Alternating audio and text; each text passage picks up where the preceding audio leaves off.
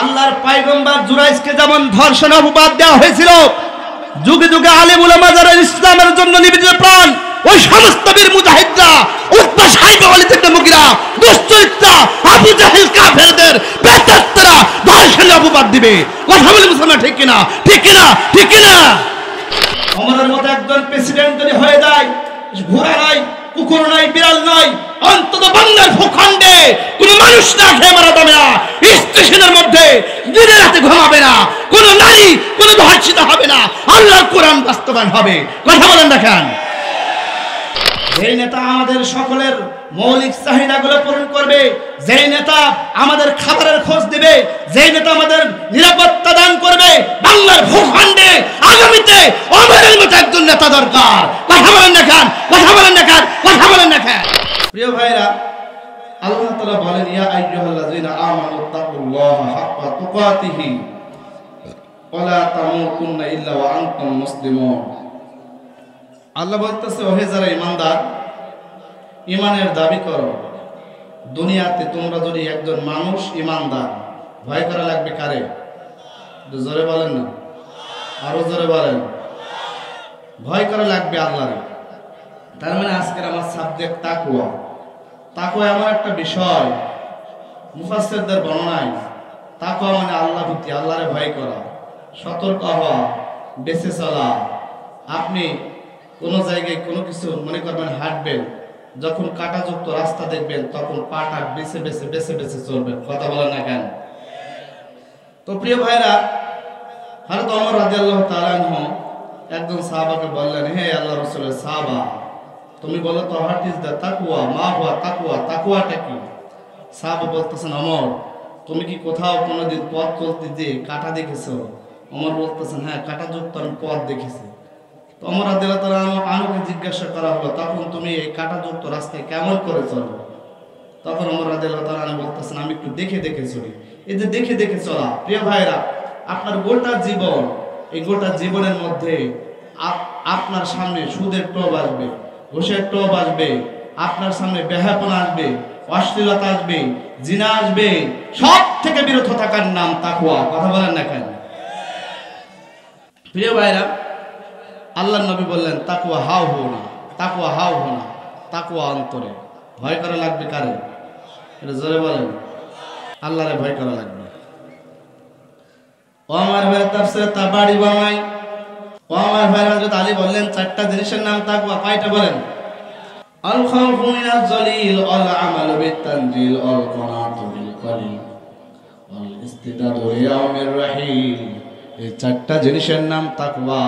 আল খাউফু মিনাজ জলিল, বান্দা কিন্তু এক নাম্বার আল্লাহর ভয় করবে। আল আমালু বিত-তানজিল, এবং কোরআন অনুযায়ী আমল করবে। আল কনাতু বিল কলিল, এবং অল্পতে তুষ্ট থাকবে। ওয়াল ইস্তিদাদু লিয়াউমির রাহিল, এবং আখিরাতের জন্য প্রস্তুতি নেবে।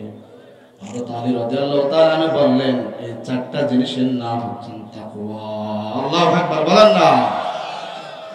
ও আমার ভাই, তাফসীরে তাবারি বলেন, আল্লাহ তাআলা পবিত্র কোরআনে চারটা স্তর করে তাকওয়ার কথা বললেন। কয়টা? জোরে বলেন না। তাফসীরে তাবারি বলেন, আল্লাহ বলেন, ইয়া আইয়ুহান নাসু তাকু রাব্বাকুমুল্লাযী খালাকাকুম মিন নাফসিন ওয়াহিদাতিন ওয়া খালাকা মিনহা যাওজাহা ওয়া বাথা মিনহুমা রিজালান কাসীরান ওয়া নিসা। আল্লাহু আকবার বলেন না। আল্লাহ রাব্বুল আমিন বলেন, ও আদম সন্তানের যারা তোমরা সন্তান, তার মানে আদম আলাইহিস সালাম থেকে শুরু করে কিয়ামত পর্যন্ত আল্লাহ সব মানুষকে বললেন, শোনো, তোমরা তাকওয়া অর্জন করো, তোমরা আল্লাহরে ভয় করো। সুতরাং আল্লাহ ডোনাল্ড ট্রাম্প, আমেরিকা, ফিলিস্তিন, সব ভূখণ্ডের মানুষকে উদ্দেশ্য করে আল্লাহ বললেন, খবরদার তোমরা আল্লাহরে ভয় করো। কারণ আল্লাহরে ভয় করো, তোমরা ইহুদি, হিন্দু, কোন মুসলমানের উপর নির্যাতন করবে না, জুলুম করবে না। আবার মুসলমান কোন অন্য ধর্মের উপর জুলুম করবে না, হিন্দুর উপর জুলুম করবে না। তোমরা এজ এ মানুষ হিসাবে ভয় করা লাগবে তিনি কে? জোরে বলেন, তিনি কে? তার মানে এক নাম্বার ভয় করা লাগবে আল্লাহরে মানুষ হিসাবে। এখানে হিন্দু, বৌদ্ধ, খ্রিস্টান সব মানুষকে বোঝানো হয়েছে। দুই নম্বর আল্লাহ তাকওয়ার কথা বললেন। তাফসীরে তাবারি বানায়, ওয়ালাকাদ ওয়াসাইনাল্লাযীনা উতুল কিতাবা মিন ক্বাবলিকুম ওয়া ইয়্যাকুম আনিত্তাকুল্লাহ। আল্লাহ বলেন, যাদেরকে কিতাব দেওয়া হলো পূর্বের ঈমানদার যারা ছিল তারা ভয় করে লাগবে কারে? শ্বশুর বাড়ি যে বললেন আল্লাহ বলেন কারে? তার মানে আল্লাহরে ভয় করার দরকার আছে না নাই? তার মানে প্রত্যেক নবী রাসূলকে বললেন, ও নবীরা, আলিকুল্লি কওমিন হাদ, আল্লাহ প্রত্যেক সম্প্রদায়ের মধ্যে একজন নবী একজন রাসূল প্রেরণ করলেন। তোমরা যখন আল্লাহর দ্বীনের যে মিশন নিলে তোমরা কিন্তু আল্লাহরে ভয় করে কাজ করা লাগবে। কথা বলে না কেন? তার মানে গোটা আল্লাহর নবীর আগে যতগুলো নবীর কওম ছিল ঈমানদার বিশেষ করে তাদেরকে উদ্দেশ্য করে আল্লাহ বললেন, খবরদার খবরদার, দুনিয়ায় যা করো কিন্তু দেখেন তিনি কে। জোরে বলেন, দুনিয়ায় তোমরা যা করো আল্লাহ দেখেন, তোমরা যা করো আল্লাহ শোনেন। সুতরাং খবরদার, আল্লাহরে ভয় করার দরকার আছে না নাই? ও আমার ভাই, আমি একটা এক্সাম্পল দিব। বনী ইসরায়েলের একটা ঘটনা। আল্লাহর একজন গোলাম ছিল, নাম হচ্ছেন জুরাইজ। এই জুরাইজ আল্লাহর একজন গোলাম ছিল। দেখেন তাকওয়াবান কেমন ছিল। আর তাকওয়াবান যদি হয় আল্লাহ কিন্তু তাদেরকে কিন্তু সাহায্য করে। তার মানে যদি আপনি আল্লাহরে ভয় করেন, বুঝেন, যদি আপনি আল্লাহর অন্তর থেকে ভয় করে থাকেন, বিপদে পড়েছেন, মুসিবতে পড়েছেন, আপনার আল্লাহ আপনাকে সাহায্য করবেন। ও আমার ভাই, বুখারীর বর্ণনায় আল্লাহর পয়গম্বর জুরাইজ তিনি একদিন পাহাড়ের উপর একটা ছোট্ট গির্জা বানিয়ে তিনি আল্লাহর নামাজ আদায় করতেছিলেন, জিকির করতেছিলেন, তাহাজ্জুদ করতেছিলেন। আল্লাহু আকবার বলেন না? তাহাজ্জুদ নামাজ পড়লে মুমিনের মর্যাদা বৃদ্ধি করে দেন তিনি কে? আল্লাহ বলেন, ওয়ামিনাল লাইলি ফাতাহাজ্জাদ বিহি নাফিলাতান লাক আসা আইয়াবআসাকা রাব্বুকা মাকামান মাহমুদা। মুমিন যদি তাহাজ্জুদ করে ওই মুমিনের মর্যাদা বৃদ্ধি করে দেন তিনি কে? তাহাজ্জুদের জায়নামাজে মরণ দিয়া প্রভু আমায় ইকামতে দিনের পথে শামিল করে নিও আমায়। আল্লাহু আকবার বলেন না? ও আমার ভাই, আল্লাহর পয়গম্বর জুরাইজ তাহাজ্জুদ নামাজ দাঁড়িয়ে গেলেন।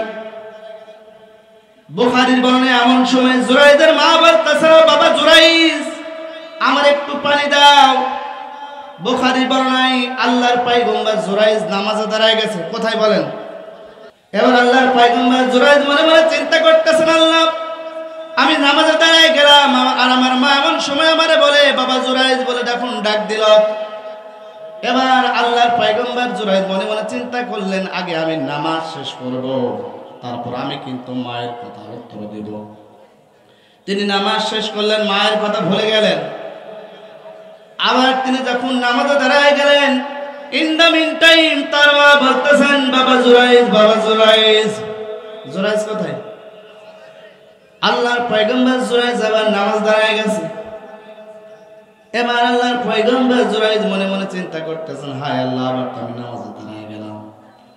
আমার মা আমার কাছে পানি চাই, আমার মা আমার কাছে পানি চাই, কিন্তু আমার মারে তো আমি পানি দিতে পারি না। মনে মনে ভাবলেন, আগে নামাজ শেষ করবো, তারপর মাকে আমি পানি দেব। আবার তিনি নামাজ শেষ করলেন, মায়ের কথা ভুলে গেলেন। মায়ের কথা ভুলে গেলেন, বলার পরে আবার তিনি তৃতীয়বার নামাজে দাঁড়ায় গেলেন। আল্লাহু আকবার বলেন না? আবার তিনি তৃতীয়বার নামাজে দাঁড়ায় গেলেন। ইন দ্য মিন টাইম এমন সময় আবার আল্লাহর পয়গম্বর জুরাইজের মা বলতেছেন, বাবা জুরাইজ, বাবা জুরাইজ, পানি দাও। জুরাইজ কোথায়? আল্লাহর পয়গম্বর জুরাইজ নামাজে দাঁড়ায় গেছে। এবার মনে মনে ভাবতেছেন, আল্লাহ, একবার দুইবার তিনবার মা ডাকলো, মায়ের কথার তো উত্তর দিতে পারলাম না।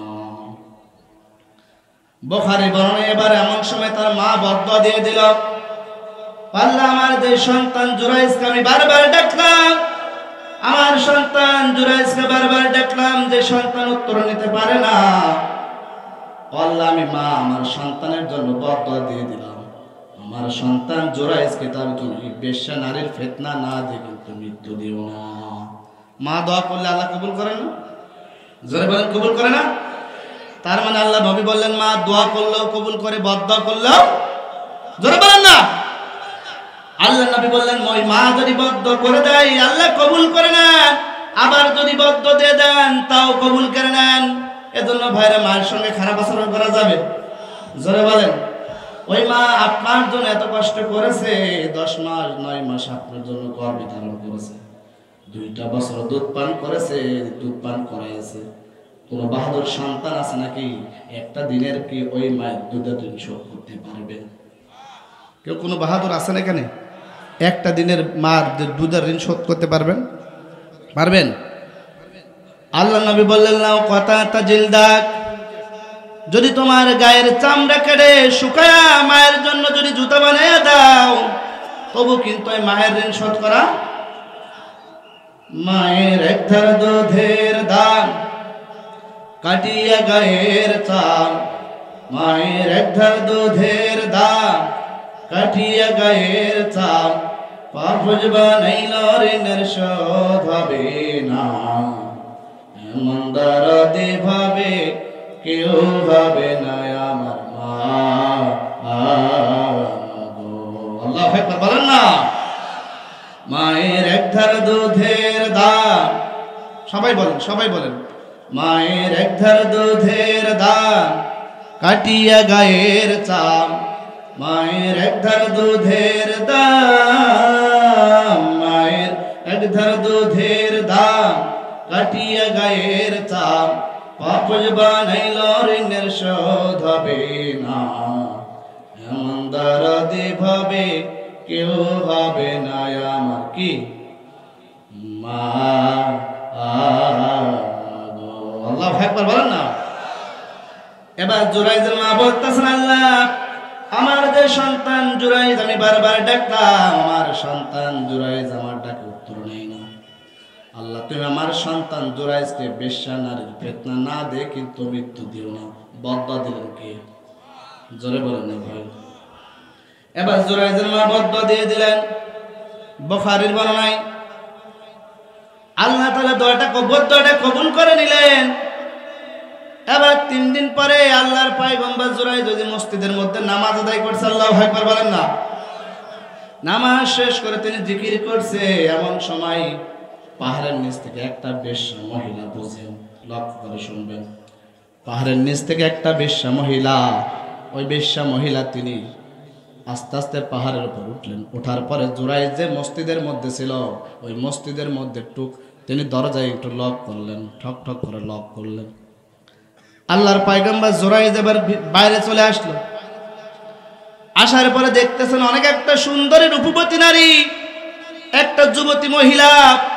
এবার মহিলাটা জুরাইজকে বলতেছেন ও আল্লাহর পয়গম্বর জুরাইজ, ও আল্লাহর পয়গম্বর জুরাইজ, আমি সুন্দরী যুবতী মহিলা, আজকে গভীর রাতে কেউ দেখবে না, আমি তুমি অকাম করব, অপকর্ম করব, দুনিয়ার কেউ দেখেন না, ওই গভীর রাতে অপকর্ম দেখেন তিনি কে?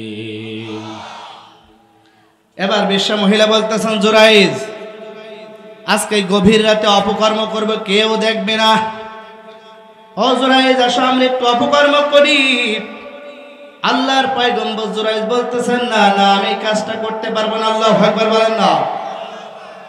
আল্লাহর পয়গম্বর জুরাইজ বলতেছে আমি এই কাজ করতে পারবো না। মহিলাটা উপায় নেই পেয়ে পাহাড়ের নিচে চলে গেল। পাহাড়ের নিচে যাওয়ার পরে দেখতেছেন একটা রাখাল ঘুমায় আছে। এবার রাখালকে তিনি একটু ইশারা করলেন, গায়ে একটু হাত বোলালেন, বোলানোর পরে রাখালটা উঠে গেল।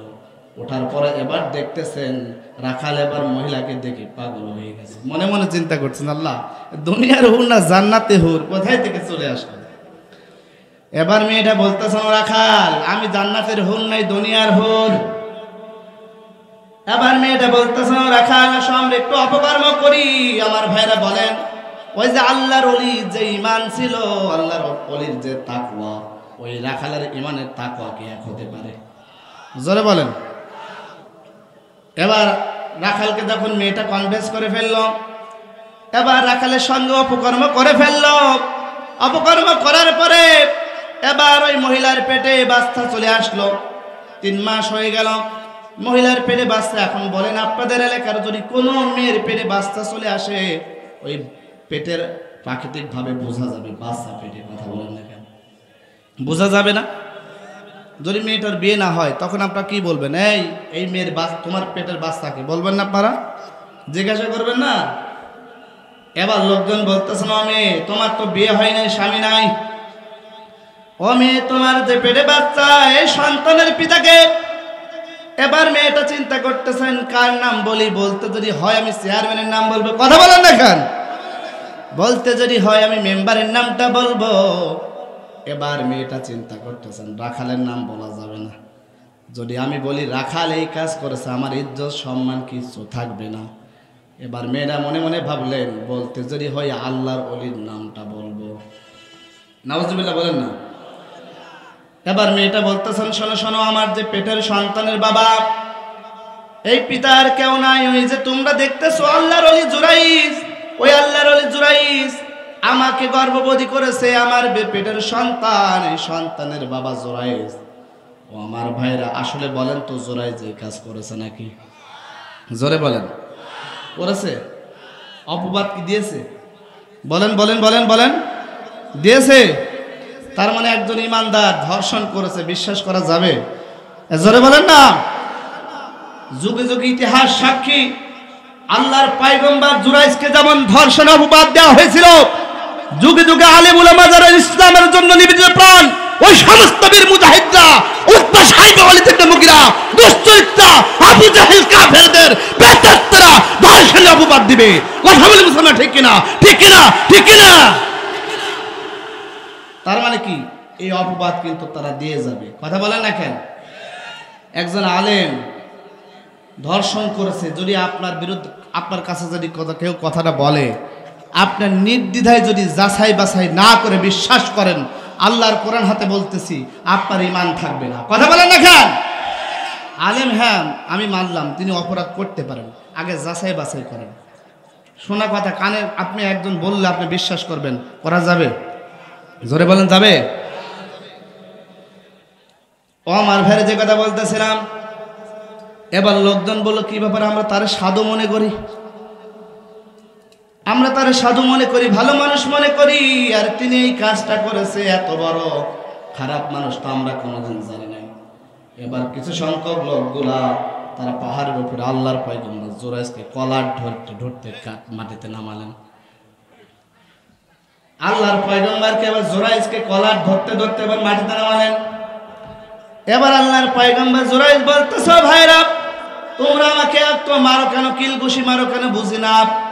এবার লোকজন বলতেছে, জুরাইজ তুমি ধর্ষণ করেছো, নারী ধর্ষণ। নাউজুবিল্লাহ বলেন না।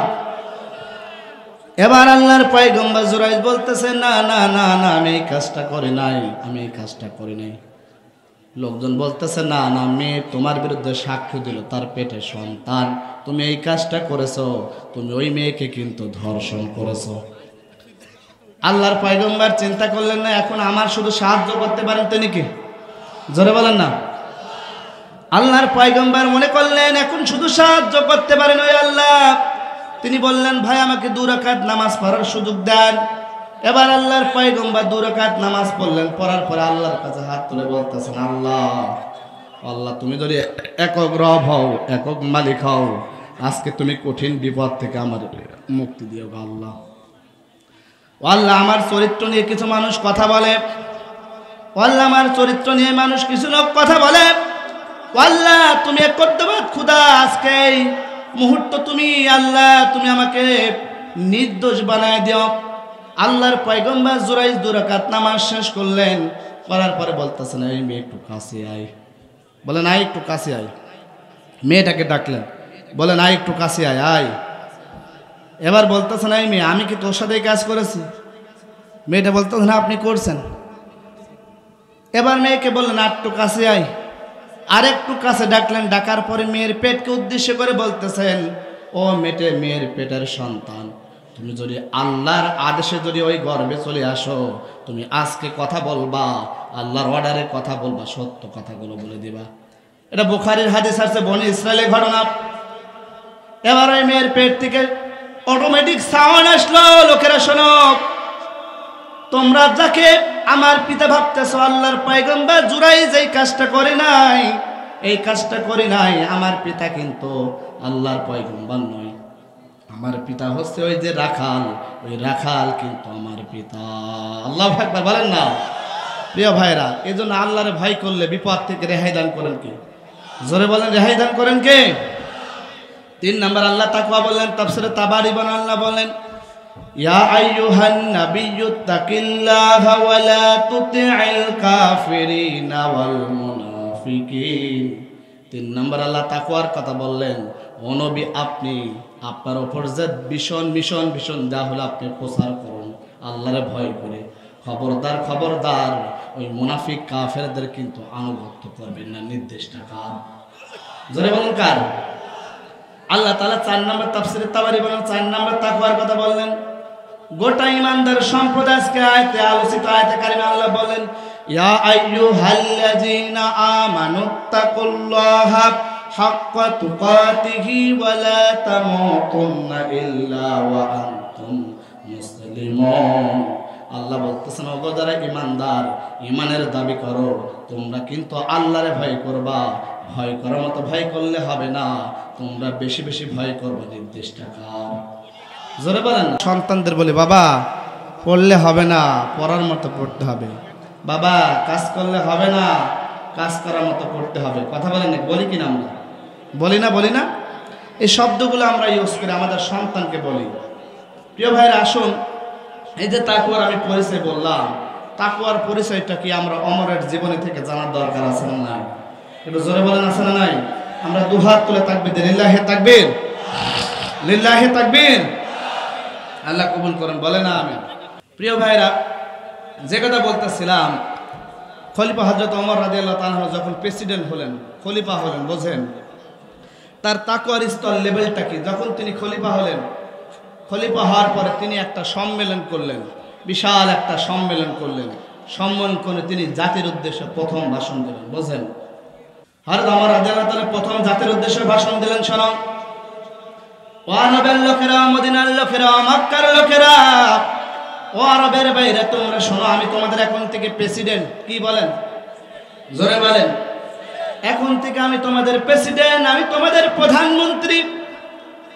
শোনো, ওই নীল নদের পাশে যদি একটা ঘোড়া যদি পানি পান না করে মারা যায়, ওই ফুরাত নদীর পাশে যদি একটা বিড়াল না খেয়ে মারা যায়, আল্লাহি রব্বি কাবা, ওই কাবার রবের শপথ করে বলতেছি, আমি প্রেসিডেন্ট কিয়ামতের দিন আল্লাহর কাঠ গড়ায় দাঁড়াবো। এই কথা কে বলতেছেন? জোরে বলেন। এজন্য ভাইরা চিন্তা, ওমর একজন প্রেসিডেন্ট, প্রথমে জাতির উদ্দেশ্যে ভাষণ দিলেন। ওই ফুরাত নদীর পাশে যদি একটা ঘোড়া না খেয়ে মারা যায়, নীল নদের পাশে যদি একটা বিড়াল না খেয়ে মারা যায়, আল্লাহি রব্বি কাবা, সে কাবার রবের শপথ করে বলি, কিয়ামতের দিন আল্লাহর কাঠগড়ায় আমি ওমর আসামি হিসেবে দাঁড়িয়ে যাবে। একজন প্রেসিডেন্ট বলতেছেন। আমাদের প্রেসিডেন্ট কেমন ভাষণ দেয়? দেয় নাকি? আমাদের কোন নেতা এমন ভাষণ দেয়? জোরে বলেন। আমাদের নেতা ভাষণ দেয় শুধু চোর আর চোর, চুরির আর চুরির কথা বলে না কেন? তার মানে কি, ওমরের মতো একজন প্রেসিডেন্ট যদি হয়ে যায়, আমার কবরহাটবাসী, ওমরের মতো একজন প্রেসিডেন্ট যদি হয়ে যায়, ঘোড়া নাই, কুকুর নাই, বিড়াল নাই, অন্তত বাংলার ভূখণ্ডে কোন মানুষ না খেয়ে মারা যাবে না, স্টেশনের মধ্যে দিনে রাতে ঘুমাবে না, কোন নারী কোন ধর্ষিত হবে না, আল্লাহর কোরআন বাস্তবায়ন হবে। কথা বলেন না কেন?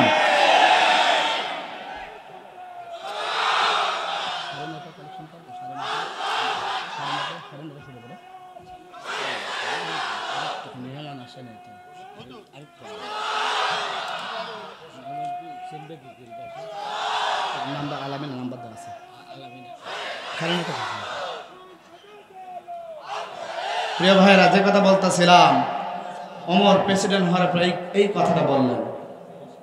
ওমর একদিন কেমন তাকওয়াবান প্রেসিডেন্ট, চিন্তা করেন। তিনি একদিন রাষ্ট্রের কাজ করতেছেন, বোঝেন, তিনি একদিন রাষ্ট্রের কাজ করতেছিলেন, একটা ল্যাম্প জ্বালায়া, একটা বাতি জ্বালায়া। এমন সময় তার আত্মীয় আসলো, এমন সময় আত্মীয় চলে আসলো। আত্মীয় আসার পরে ওমরের দরজায় নক করে, ওমর রাদিয়াল্লাহু তাআলা তার দরজাটা খুলে দেন। খুলে দেওয়ার পরে তার সামনে যে ল্যাম্প, অর্থাৎ বাতি, যে মোমবাতি ছিল, সেটা তিনি লিভাইয়ে ফেললেন। আর একটা তিনি মোমবাতি জ্বালালেন। তার আত্মীয় বলতেছেন, ওমর তুমি প্রথম যে মোমবাতি জ্বলতেছিল, তুমি নিভাইয়ে দিলে, পরেরটা জ্বালালে কেন বুঝলাম না। ও আমার ভাই, তো ওমর, হযরত ওমর রাদিয়াল্লাহু তাআলা তার আত্মীয়কে বলতেছেন, আমার আত্মীয় শোনো, প্রথম যেই ল্যাম্প মোমবাতিটা জ্বালাচ্ছিলাম জ্বলতেছিল, ওটা কিন্তু আমার ব্যক্তিগত ল্যাম্প নয়, মোমবাতি নয়, ওটা আমার রাষ্ট্রের মোমবাতি। আল্লাহু আকবার বলেন না। ওটা আমার রাষ্ট্রের মোমবাতি, রাষ্ট্রের মোমবাতি জ্বলতেছিল। আমি প্রেসিডেন্ট, তুমি আমার আত্মীয়, তোমার সঙ্গে যদি আমি রাষ্ট্রের মোমবাতি জ্বলে যদি কথা বলি, কিয়ামতের দিন আল্লাহর কাঠগড়ায় মোমবাতির হিসাব দেওয়া লাগবে। কারণ আমি প্রেসিডেন্ট, তুমি আমার ব্যক্তিগত লোক, ব্যক্তিগত কথা বলতেছ, এজন্য আমার ভয় হয়। এজন্য আমি রাষ্ট্রের মোমবাতিটা নিভাইয়া আমার ব্যক্তিগত মোমবাতিটা জ্বালালাম। আল্লাহু আকবার বলেন না। যদি হতো আমার দেশের শাসকেরা ওমরের মতো হতো, আবু বকরের মতো। আল্লাহু আকবার বলেন না। আমাদের নেতা এমন পাওয়া যাবে? জোরে বলেন। আমাদের নেতা শুধু চোর আর চোর, কথা বলেন না কেন? শুধু একটা ল্যাম্পবাতি নয়, একটা ল্যাম্প নয়, একটা মোমবাতি নয়, হাজার হাজার রাষ্ট্রের টাকা, হাজার হাজার শ্রমিকের ঘামানোর টাকা বাংলার ভূখণ্ড থেকে পাড়ায়া পাচার করে ওই কানাডার বুকে বেগম পাড়া তৈরি করে, কথা বলেন না কেন? তার মানে আমাদের বাংলার জমিনে ওমরের মতো প্রেসিডেন্ট দরকার আছে না নাই? যারা বলেন আছে না নাই? একজন ওমরের মতো আগামীতে আমাদের প্রেসিডেন্ট দরকার, কথা বলেন না কেন? যেই নেতা আমাদের জনগণের দেখভাল করবে, যেই নেতা আমাদের সকলের মৌলিক চাহিদাগুলো পূরণ করবে, যেই নেতা আমাদের খাবারের খোঁজ দিবে, যেই নেতা আমাদের নিরাপত্তা দান করবে, বাংলার ভূখণ্ডে আগামীতে ওমরের মতো একজন নেতা দরকার। কথা বলেন না কেন? কথা বলেন না কেন? কথা বলেন না কেন? প্রিয় ভাইয়ের জন্য আমরা ওই নেতা চাই, কথা বলেন না কেন? যে নেতা চোর, বাটপার, টেন্ডারবাজি করে, যে নেতা চাঁদাবাজি করে, আর বাংলার ভূখণ্ডে কোন ফ্যাসিজম চাঁদাবাজ নেতা আমরা দেখতে চাই না, কথা বলেন না কেন? আমাদের ওমরের মতো প্রেসিডেন্ট দরকার আছে না নাই? জোরে বলেন, দরকার আছে না নাই? প্রিয় ভাইরা, যে কথা বলতেছিলাম, আমাদের ওমরের মতো একজন প্রেসিডেন্ট দরকার, কথা বলেন না কেন? ইমাম দরকার। আরে ভাই, আপনি মসজিদের ইমাম নিয়ে খোঁজ নেন। যখন মসজিদের একজন ইমাম নিয়োগ দেওয়া হয়, দেখেন ইমামের বয়স কত, ইমামের ড্রেস কেমন, ইমামের তাকওয়া কেমন, ইমামের কণ্ঠ দেখেন, তেলাওয়াত দেখেন, ইলম দেখেন। একটা সাধারণ ছোট ইমাম যিনি একটা মসজিদের নেতা, আর যিনি আপনার গোটা বাংলার ভূখণ্ডে নেতৃত্ব দিবেন, আপনার সমাজ নেতৃত্ব দিবেন, তার ড্রেস, তাকওয়া, তার লেভেল দরকার, দেখার দরকার আছে না নাই বলেন? আপনি যেই বড় নেতা, যেই নেতাকে আপনি তাকওয়া দেখার দরকার, সেই নেতার আপনি তাকওয়া দেখেন না, আর যার দেখার দরকার না আপনি তার দেখেন, কথা বলেন না কেন? হযরত ওমর রাদিয়াল্লাহু তাআলা দেখেন আল্লাহর কোরআন কেমন করে তিনি রাষ্ট্রের মধ্যে বাস্তবায়ন করেছে, একটু লক্ষ্য করে শুনবেন। মনোযোগ আছে না গেছে? আছে না গেছে? হযরত ওমর রাদিয়াল্লাহু তাআলা যখন তিনি খলিফা, প্রেসিডেন্ট, রাষ্ট্রের প্রত্যেকটা কোরআনের আইন চলতো, কথা বলেন না কেন? এই কথা বলেন না কেন? তার মানে ওই রাষ্ট্রের মধ্যে প্রত্যেকটা আইন চলতো কোরআনের। কেউ যদি সুদ খেত, পানিশমেন্ট ছিল কিনা? দুর্নীতি করলে, ব্যভিচার করলে, মদ খেলে, তাফসীর ফি জিলালিল কোরআনের বর্ণনা আমি একটা एग्जांपल দেব, লক্ষ্য করে শুনবেন। অনেকে হাদিসটা দঈফ বলেছেন, তবে আমি শিক্ষার জন্য বলি, সকলে লক্ষ্য করে শুনবেন। হযরত ওমর রাদিয়াল্লাহু তাআলা এমন প্রেসিডেন্ট ছিলেন, তিনি রাষ্ট্রের প্রত্যেকটা জনগণের খোঁজ খবর নিতেন, তিনি রাষ্ট্রের জনগণের খোঁজ খবর নিতেন। তিনি একদিন রাষ্ট্রের কাজে তিনি একদিন রাতের আধারে বাইরে গেলেন, যাওয়ার পরে পাহাড়ি এলাকা, নির্জন এলাকা, হঠাৎ করে একটা মহিলার কণ্ঠে গানের আওয়াজ ভেসে আসতেছে। কার কণ্ঠে? জোরে বলেন। মহিলার কণ্ঠে গান। হযরত ওমর রাদিয়াল্লাহু তাআলা মনে মনে ভাবলেন, কি রে, আমি রাষ্ট্র চালাই কোরআন দিয়ে, আর আমার সমাজে গান হয়, তা মহিলা গান গায়। তিনি এবার রাতের আধারে বাড়ির একটু আরো কাছে গেলেন। আল্লাহু আকবার বলেন না। এবার হযরত ওমর রাদিয়াল্লাহু তাআলা একটু বাড়ির আরো কাছে গেলেন। যাওয়ার পরে এবার ওই যে গানের কণ্ঠ, তাও আবার জন উন্মোদনমূলক গান, আর যে গানটা গাইতেছিল তিনি মহিলা একটু যুবতী মনে হলো, তার রাগ কমবে না বাড়বে? জোরে বলেন, জোরে বলেন। এবার তিনি মনে মনে ভাবতেছেন, আকিরে, গান গায়, তাও আবার যুবতী মহিলা গায়। এবার তিনি আরো একটু কাছে গেলেন, যাওয়ার পরে যখন মহিলাটা গান গায়, তিনি রাগটার কন্ট্রোল করতে পারলেন না। তিনি ওই ঘরের পেছনের বেড়া ভেঙে ঘরের মধ্যে প্রবেশ করলেন। পেছনের বেড়া ভেঙে ঘরের মধ্যে প্রবেশ করার পরে মেয়েকে বলতেছেন, মেয়ে তোমার এত বড় সাহস, তুমি কি জানো না আল্লাহর আইন চলে অমরের জামানায়, আর অমরের জামানায় তুমি গান বাজনা গাও? কারণ আল্লাহর কোরআন যেখানে যেখানে থাকে সেখানে কি গান বাজনা হতে পারে? কথা বলেন।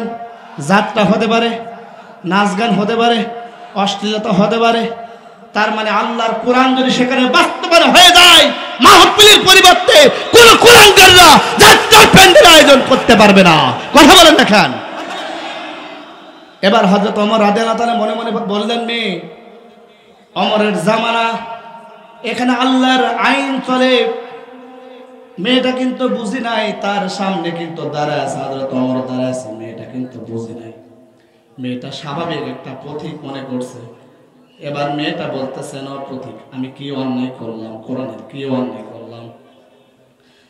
এবার হযরত ওমর রাদিয়াল্লাহু তাআলা মেয়েটাকে বলতেছেন, মেয়ে আল্লাহর কোরআন সূরা লুকমানের 6 নম্বর আয়াত, আল্লাহ তাআলা গান বাজনা হারাম করে তাফসীরে ফি জিলালিল কোরআনে বলেন, আল্লাহ বলেন, ওয়ামিনান নাসি মান ইয়াশতারি লাহুল হাদিস লিইউদিল্লা আন সাবিলিল্লাহি বিগাইরি ইলমিন ওয়া ইয়াত্তাখিযুহা হুজুয়া উলাইকা লাহুম আযাবুম মুহিন। আল্লাহু আকবার বলেন না।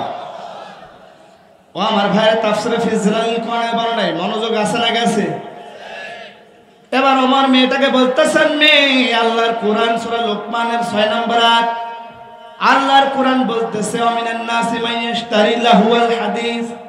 মানুষের আল্লাহ বলতেছেন, ও নবী আপনি মানুষের মধ্যে কিছু মানুষ পাবেন যারা মানুষকে আল্লাহর পথ থেকে দূরে সরানোর জন্য লাহুল হাদিস, অসার বাক্য তথা গান বাজনার আয়োজন করে। এবার ওমর মেয়েটাকে বলতেছেন, মেয়ে আল্লাহর কোরআন বলতেছে গান বাজনা হারাম, আর তুমি কিন্তু গান গেয়ে যৌন উন্মোদনামূলক গান গেয়ে আল্লাহর কোরআনের কিন্তু কয়টা আইন লঙ্ঘন করেছে? কয়টা? এবার মেয়েটা ওমর বলতেছেন, মেয়ে তুমি আল্লাহর কোরআনের একটা আইন লঙ্ঘন করলা।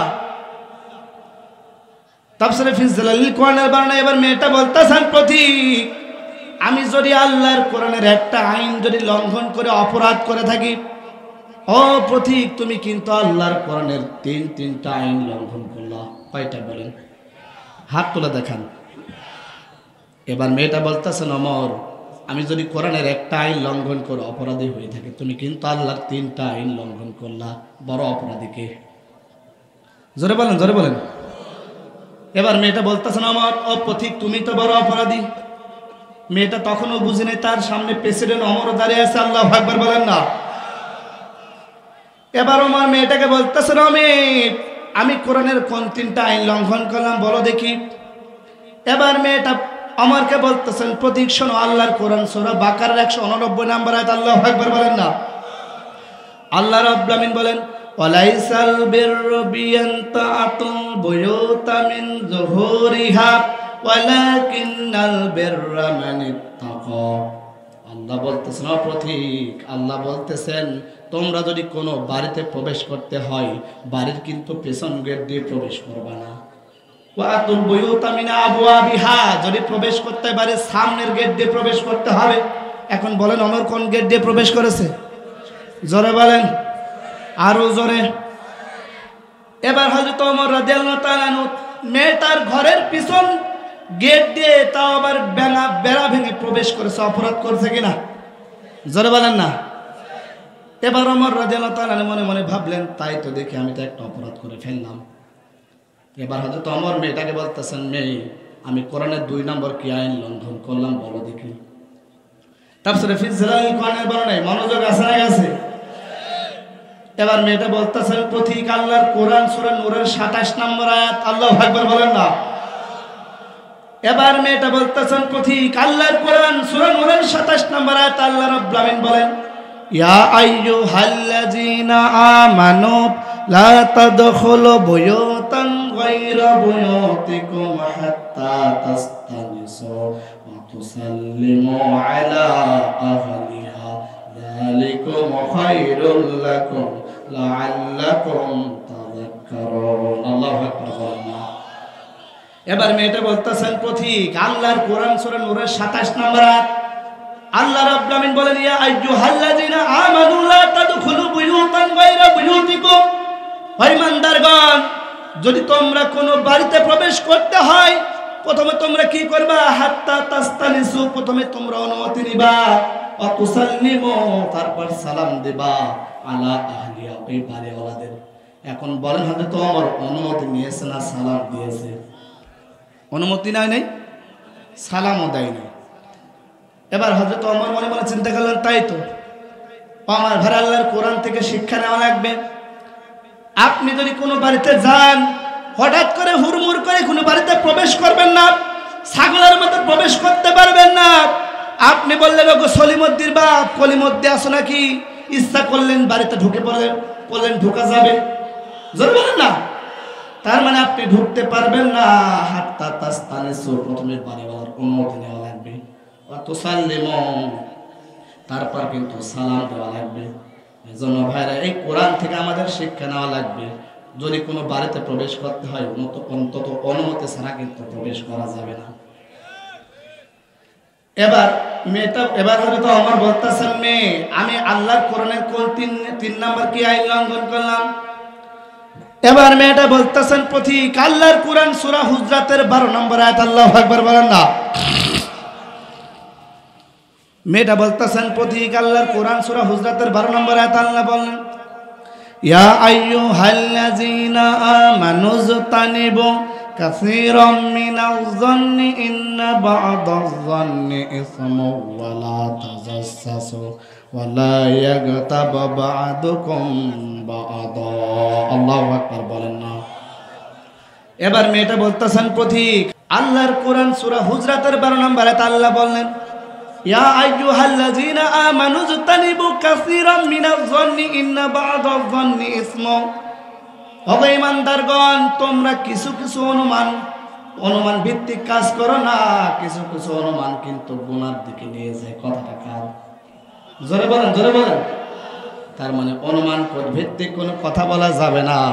মনে করেন হুজুরে, মনে করেন আমার মোটরসাইকেল একজন মহিলা যাচ্ছে, মনে করেন আমার মোটরসাইকেল একজন মহিলা যাচ্ছে।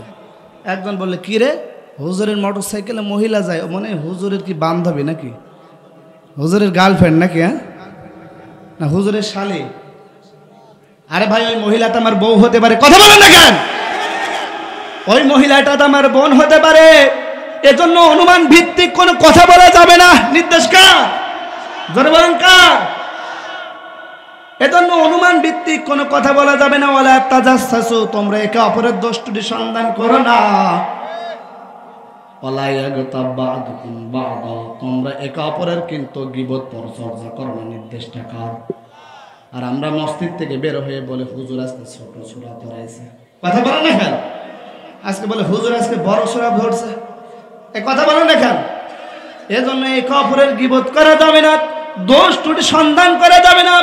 এজন্য ভাইরা, আল্লাহর কোরআন থেকে শিক্ষা নেওয়ার দরকার আছে না নাই? এবার মেয়েটা বলতেছে না পথিক, আল্লাহর কোরআন সূরা হুজরাতের 12 নম্বর আয়াত আল্লাহ বলতেছে, আন্দাজে কোনো কথা বলা যাবে না। ও পথিক, আমি গান গাইতেছিলাম, কিন্তু কেন গান গাইতেছিলাম তুমি তো জানো না। ওমর কি জানে? জোরে বলেন। ও পথিক, তুমি তো জানো না, আন্দাজে কথা বলে দিলে আমি গান গাইতেছিলাম, তুমি তো জানো না। এবার হযরত ওমর বলতেছেন, মেয়ে, কিন্তু তুমি গান গাইতেছিলে কেন? এবার মেয়েটা বলতেছেন, ও পথিক, আমি তো গান গাইতেছিলাম, তাও কিন্তু এর জন্য দায়ী ওমর। কে কে? বড় না ছোট? জোরে বলেন না। আরো বড় কেস হয়ে গেল। এবার হযরত ওমর মনে মনে চিন্তা করলেন, হায় আল্লাহ, আরো তো দোষী হয়ে গেলাম, বড় অপরাধী। এবার মেয়ে হযরত ওমর একটু নরম কণ্ঠ দিয়ে এবার মেয়েটাকে বলতেছেন, ও মেয়ে, তোমার যে গান গাইতেছিলে এর জন্য দোষ ওমর কেমন করে বলো? তাফসীরে ফি জিলালিল কোরআনের বর্ণনা। এবার হযরত ওমর, এবার মেয়েটা বলতেছেন, পথিক, আমি আল্লাহর একজন কোরআনের হাফেজা মহিলা। আল্লাহু আকবার বলেন না। আমি আল্লাহর কোরআনের একজন হাফেজা মহিলা। আল্লাহর নবীর একজন সাহাবা ছিলেন হযরত আব্দুল্লাহ ইবনে সাদ রাদিয়াল্লাহু তাআলা। আজ থেকে 1 বছর আগে তার সঙ্গে আমার বিবাহ হয়েছে। আজ থেকে 1 বছর আগে তার সঙ্গে আমার বিবাহ হয়েছে। বিবাহ শেষে মিষ্টি বিতরণ চলতেছিল। আমাদের প্রেসিডেন্ট ওমরের নিকট হতে দিক হতে আমার স্বামীর কাছে একটা চিঠি গেল। আমার স্বামী চিঠিটা পড়তেছিল আর চোখ দিয়ে দাঁড় দাঁড় করে পানি ফেলতেছিল। চিঠির ভাষা এমন ছিল, ও আব্দুল্লাহ ইবনে সাদ, তুমি এখন যে অবস্থায় আসো না কেন, তোমার নেতা আমিরুল মুমিন ডেকেছে, তুমি এখন সে অবস্থায় যুদ্ধের ময়দানে চলে যাও। এবার আব্দুল্লাহ ইবনে সাদ রাদিয়াল্লাহু তাআলা মুরব্বিদের বললেন, মুরব্বিরা শোনো, আমাদের নেতা ওমর আমাকে ডেকেছে যুদ্ধের ময়দানে। এবার মুরব্বিরা বলে, ও আব্দুল্লাহ ইবনে সাদ, সবেমাত্র তোমার বিয়ে হলো, বাসরও হয় নাই, আগে স্ত্রীর সঙ্গে একটু দেখা করে যাও, তারপর তুমি যুদ্ধে চলে যাও। আব্দুল্লাহ ইবনে সাদ রাদিয়াল্লাহু তাআলা আনহু আল্লাহর কোরআন থেকে একটা আয়াতে কারিমা তেলাওয়াত করলেন। সূরা নিসার 59 নম্বর আয়াতে কারিমা তেলাওয়াত করলেন।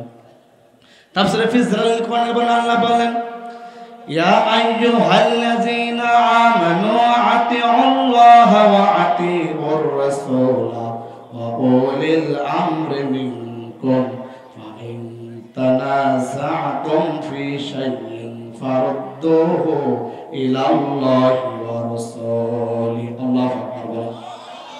আব্দুল্লাহ ইবনে সাদ রাদিয়াল্লাহু তাআলা আল্লাহর কোরআন থেকে সূরা নিসার 59 নম্বর আয়াতে কারিমা তেলাওয়াত করেন। আব্দুল্লাহ ইবনে সাদ বলতেছেন, ওগো মুরব্বিরা শোনো, আল্লাহ বলেন, ইয়া আইয়ুহাল্লাযীনা আমানু, হে ঈমানদারগণ, আতিউল্লাহ, মুসলমান আনুগত্য করবে কার? জোরে বলেন না কার? ওয়া আতিউর রাসূলা, আল্লাহ রাসূলের আনুগত্য করবে, উলিল আমরি মিনকুম, যে নেতা আল্লাহ রাসূলকে মানে সেই নেতার আনুগত্য করার দরকার আছে না। আর যে নেতা চুরি করে আনুগত্য করা যাবে? টেন্ডারবাজি করে, লম্পটি করে, মদ খায়, করা যাবে? আমরা তো ওই সমস্ত নেতারই আনুগত্য করি। এই কথা বলে দেখেন, ও আমার ভাইরা, যেই নেতা আপনাকে টেন্ডারবাজ করতে শেখায়, যেই নেতা আপনাকে মানুষ হত্যা করতে শেখায়, যেই নেতা আপনাকে ধর্ষণ করতে শেখায়, যেই নেতা আপনাকে টেন্ডারবাজ করতে শেখায়, দুর্নীতি করতে শেখায়, ঘোড়ার ডিম মার্কা নেতাদের আনুগত্য অনুসরণ করা যাবে না। কথা বলে মুসলমান, ঠিক কিনা? ঠিক কিনা? ঠিক কিনা?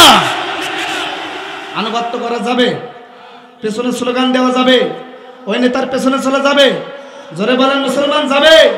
যেই নেতা আমাদের হাতে তুলে দেয় অস্ত্র, যেই নেতা আমাদের হাতে তুলে দেয় মানুষ খুন করে অস্ত্র, ও আমার মুসলমান ভাইরা, আল্লাহর কসম করে বলি, ওই সমস্ত দুশ্চরিত্রা সন্ত্রাসী নেতাদের যদি আপনি সঙ্গ দেন, আল্লাহি রাব্বি কাবা, আল্লাহ রবের শপথ করে বলতেছি, জাহান্নাম আপনার জন্য ওয়াজিব হয়ে যাবে।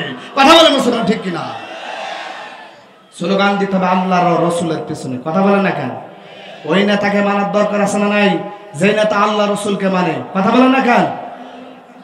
আমার নেতা, তোমার নেতা, বিশ্ব নবী মুস্তাফা। আল্লাহু আকবার বলেন না?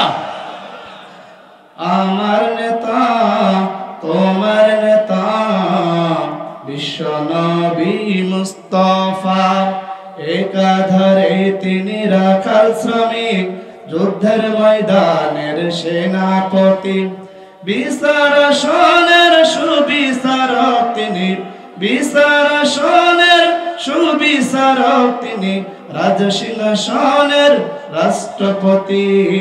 আমার নেতা, তোমার নেতা, বিশ্ব নবী মুস্তাফা। আল্লাহু আকবার বলেন না? আল্লাহু আকবার বলেন না?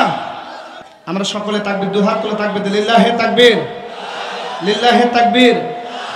প্রিয় ভাইরা, এই কোরআনের মাহফিল যে আল্লাহ উন্মুক্ত করে দিয়েছেন, আপনারা চান তো? চান তো? এমন একটা সময় ছিল আমরা এই কবরহাটে দীর্ঘদিন মাহফিল বন্ধ করেছিল। কথা বলেন না কেন? ওই স্বৈরাচারী জালেমরা যারা আমাদের ফ্যাসিজম কোরআনের মাহফিল বন্ধ করেছিল, বাংলার ভূখণ্ড থেকে জুতার বাড়ি দিয়ে আমরা প্রমাণ করেছি কোরআনের জন্য আমরা উন্মুক্ত পরিবেশ সৃষ্টি করেছি। কথা বলে মুসলমান, ঠিক কিনা?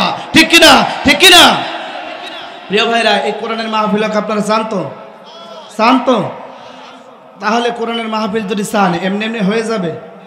প্যান্ডেল, মঞ্চ, স্টেজ এত সুন্দর আয়োজন করেছেন যারা ইসলামী সমাজ কল্যাণ পরিষদ, আমাদের সার্বিক সহযোগিতার দরকার আছে না নাই? জোরে বলেন, জোরে বলেন, আছে না নাই? প্রিয় ভাইরা, আগামীতে কোরআনের মাহফিল এখানে আর এর চেয়ে সুন্দর আয়োজন হবেন। চান কারা কারা? দুহাত তুলে আল্লাহরা দেখান, দুহাত তুলে আল্লাহরা দেখান। যদি চান, এমনি এমনি হবে না।